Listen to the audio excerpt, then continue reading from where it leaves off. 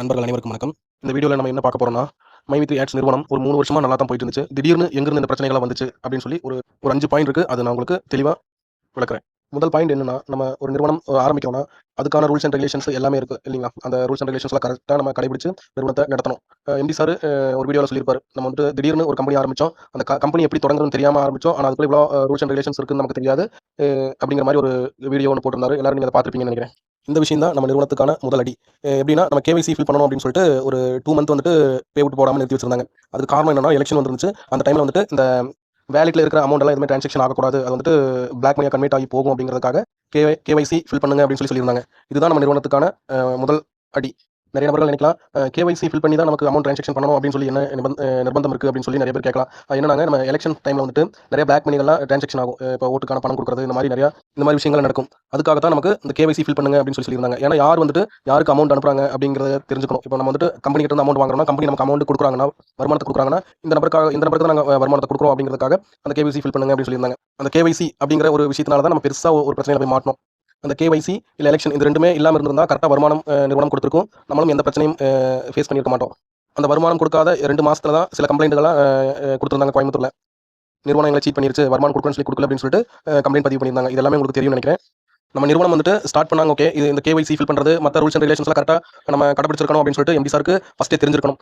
இந்த மாதிரி நிறுவனங்களுக்கு கேவைசி கட்டாயம். இப்ப லாஸ்ட்டா பார்த்தீங்கன்னா, நம்ம கேவைசி ஃபில் பண்றதுக்கு முன்னாடி பேடிஎம் நிறுவனத்துக்கு அபராதம் போட்டிருந்தாங்க. இந்த கேவைசி ஃபில் பண்ணாத ஒரு விஷயத்துக்காக. அப்ப அதனால தான் அவசர அவசரமா வந்துட்டு நம்ம மைவி3 ஆட்ஸ் நிறுவனத்துல கேவைசி பண்ணணும் அப்படின்னு சொல்லிட்டு கொண்டு வந்திருந்தாங்க. அதேபோல 2வது தவறு அப்படின்னு சொல்லி நம்ம பார்க்கும்பொழுது, விளம்பரம் பார்த்தா போதும் நமக்கு பணம் வருது அப்படின்னு சொல்லிட்டு இன்ட்ரோடியூஸ் பண்ணி வச்சிருப்பாங்க எல்லா லீடர்ஸுமே. லீடர்ஸுக்கு சரியா புரிஞ்சிருக்காது. ஏன்னா அவங்க வந்துட்டு கீழ டவுன்லைன் சேர்த்தணும் அப்படிங்கிறதுக்காக நீங்க அட்வர்டைஸ்மென்ட் பார்த்தா உங்களுக்கு வருமானம் இருக்கு. நீங்க அட்வர்டைஸ்மென்ட் மட்டும் பார்த்தா போதும், கேப்சர் டைப் பண்ணா மட்டும் போதும் அப்படிங்கிற மாதிரி சொல்லியிருப்பாங்க. ஆனா இதுல பின்னாடி வந்து இயங்குறது வந்துட்டுங்க ப்ராடக்ட் பேஸ் பண்ணி தான் நம்ம நிறுவனம் இயங்கிட்டு இருந்துச்சு. இது எல்லாத்துக்குமே தெரியும். ஆனா இது வந்துட்டு விளம்பரம் பார்க்கறதுனால தான் நமக்கு வருமானம் வருது அப்படின்னு சொல்லி ஸ்ப்ரெட் பண்ணி இது ஒரு பெரிய ஒரு பிரச்சனையா கொண்டு போய் நிறுத்தியிருக்கோம் நம்ம மக்கள். இதே போல 3வது தவறு என்னன்னு பார்க்கலாம்.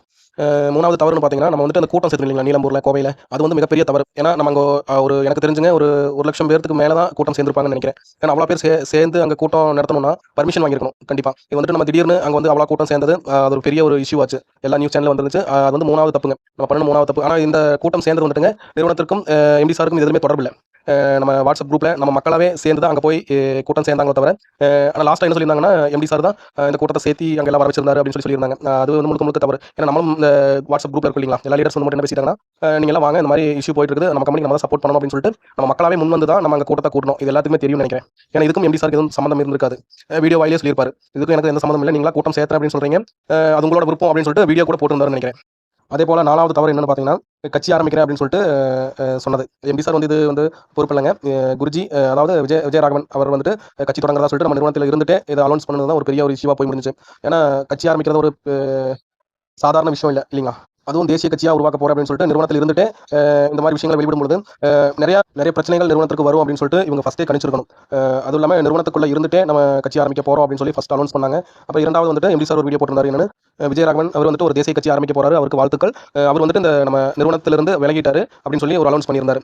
5வது தவறு என்னன்னு பாத்தீங்கன்னா, நம்ம கோவையில வந்துட்டு டைரக்டர்ஸ் எம்டி சார் இவங்க எல்லாம் போயிட்டு கமிஷனர் ஆஃபீஸ்ல கம்ப்ளைண்ட் கொடுக்குறேன்னு சொல்லி போயிருந்தாங்க. கம்ப்ளைண்ட் கொடுக்கறதுக்கு போனவங்க வந்துட்டுங்க ஃபர்ஸ்ட் வந்துட்டு ஒரு 3-4 பேர் போயிருந்திருக்கலாம். அங்க வந்துட்டு போனவங்க ஒரு 50-60 பேருக்கு மேல தான் போயிருப்பாங்கன்னு நினைக்கிறேன். அதே டைம்ல பாத்தீங்கன்னா நம்ம முதலமைச்சர் ஸ்டாலின் அவர்கள் வந்து கோவை வந்திருக்கிறதா சொல்லியிருந்தாங்க இல்லைங்களா? அப்ப அதுக்கான பந்தோபஸ்துக்கு நிறைய பாதுகாப்புக்கான விஷயங்கள்லாம் பண்ணிட்டு இருந்தாங்க. அந்த டைம்ல வந்துட்டு நம்ம அங்க போய் இவ்வளவு கூட்டம் சேர்த்தது மிகப்பெரிய தவறு. இந்த விஷயங்கள் எல்லாமே எம்டி சாருக்கு முன்கூட்டியாவே தெரிஞ்சிருக்கணும். இந்த மாதிரி போனா இந்த மாதிரி பிரச்சனைகள் வரும் அப்படின்னு சொல்லிட்டு. எனக்கு தெரிஞ்சு நிறுவனம் 3 வருஷமா ரன் ஆயிட்டு இருந்தது. அந்த டைம்ல வந்து எந்த ஒரு ஆலோசனை டீமும் இல்லாம எம்டி சார் செயல்பட்டு இருக்காரு அப்படின்னு சொல்லி தெரிய வருது. இந்த டைம்ல எப்படி பொறுமையா ஒவ்வொரு ஸ்டெப்பா வக்கீல் டீம் கிட்ட கேட்டு ஒவ்வொரு ஸ்டெப்பும் எடுத்து வைக்கிறாரோ, அதே போல நிறுவனம் ரன் ஆயிட்டு இருக்கும்போதே இந்த மாதிரி ஸ்டெப்புகள் எடுத்திருந்தாங்கன்னா இவ்வளவு பெரிய பிரச்சனைகள் வந்து முடிஞ்சிருக்காது. திரும்ப திரும்ப ஒரு விஷயம் சொல்றேன், இந்த கம்பெனி வந்து மட்டும் ஃபர்ஸ்ட் ஸ்டார்ட் பண்ணும்போது இவ்வளவு பெரிய நிறுவனமா வளர்ந்து நிற்கும் அப்படின்னு சொல்லிட்டு எம்டி சாருக்கே தெரிஞ்சிருக்காதுன்னு நினைக்கிறேன். அந்த மாதிரி தெரிஞ்சிருந்தா அவர் ஃபர்ஸ்டே எல்லா விஷயங்களும் பண்ணியிருப்பாரு. திடீர்னு ஒரு 3 வருஷத்துல 70 லட்சம் மக்கள் இந்த நிறுவனத்தில் இணைஞ்சு டிராவல் பண்ணிட்டு இருக்காங்க அப்படின்னா, அந்த 70 லட்சம் மக்களோட வாழ்வாதாரம் வந்துட்டு இந்த எம்டி சார் அப்படிங்கிற அவர்கள் கையில தான் இருக்கு. அந்த மாதிரி நேரத்தில் எம்டி சார் பொறுமையாக ஒவ்வொரு ஸ்டெப்பும் எடுத்து வச்சிருந்தாருன்னா இவ்வளோ பெரிய பிரச்சனை நமக்கு வந்திருக்காதுன்னு நினைக்கிறேன். இது மட்டும் காரணம் இல்லைங்க, இந்த தவறுகளும் நடந்திருக்கு அப்படின்னு சொல்லி உங்களுக்கு தோணுச்சுன்னா அது என்ன தவறு அப்படின்னு சொல்லிட்டு கமெண்ட் செக்ஷனில் நீங்கள் கமெண்ட் பண்ணுங்கள். தேங்க்யூ.